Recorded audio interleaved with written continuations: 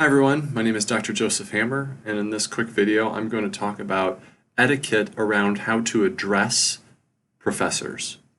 So if you're wondering, do I call this professor by their first name? Do I call them by their honorific in their last name? So Dr. Hammer, in my case, for example. I have a few tips. First, whenever you're not completely sure, always defer to calling them doctor last name. When in doubt, always use that honorific of doctor.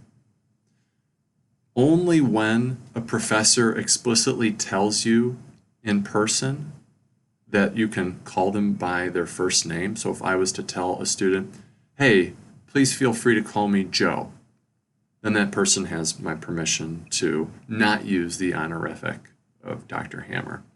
Likewise, if I sign off an email where I type explicitly just my first name at the end of my email, and so it just says Joe at the bottom, that's a sign when the method of communication is just email and not in person.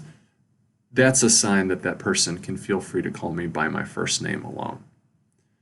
If it's any other situation, that usually means you should call them Dr. last name. So for example, if I signed off my email with Joe H, period, so H abbreviating my last name, that would be a sign I want them to continue to address me as Dr. Hammer. If I list my full name, Joe Hammer or Joseph Hammer out, again, I want them to use the honorific.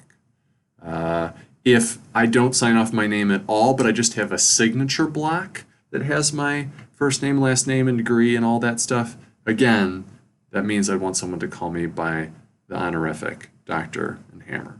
Okay? So it's unless someone gives you explicit permission via email or in person to have you address them by their first name, continue to call them Dr. last name.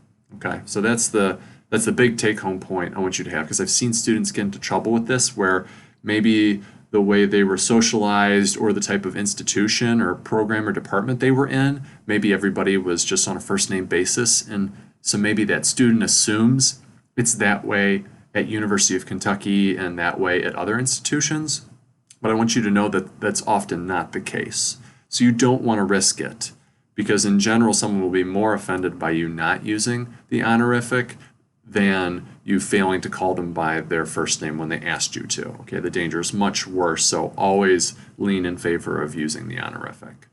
While I'm at it, a brief mention about email etiquette.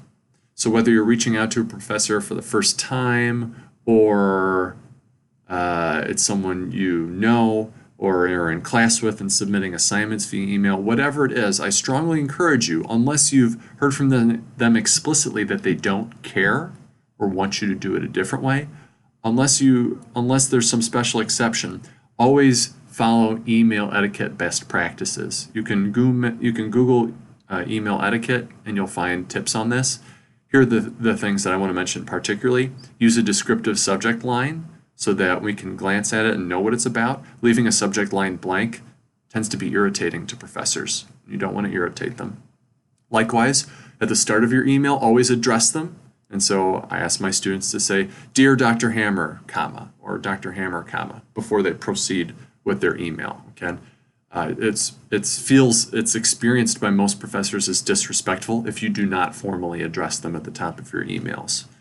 Have a good body of the email with complete sentences, good grammar, proofread your spelling, all of that. And then sign off with a salutation like sincerely or respectfully or whatever, but use a salutation. And then always sign your name at the bottom, your first name or your first name and last name. But that's what's considered good email etiquette. So again, if you want to make a good impression on people, follow that etiquette. Otherwise, you risk making a bad impression, and that may get in the way of your ability to get into doctoral programs or stay on the good side of professors who you're going to need to give you good grades and write you letters of recommendation and want to see you succeed and all that. So that's a little bit of email etiquette advice and advice on how to address professors. So hopefully that was helpful. Bye.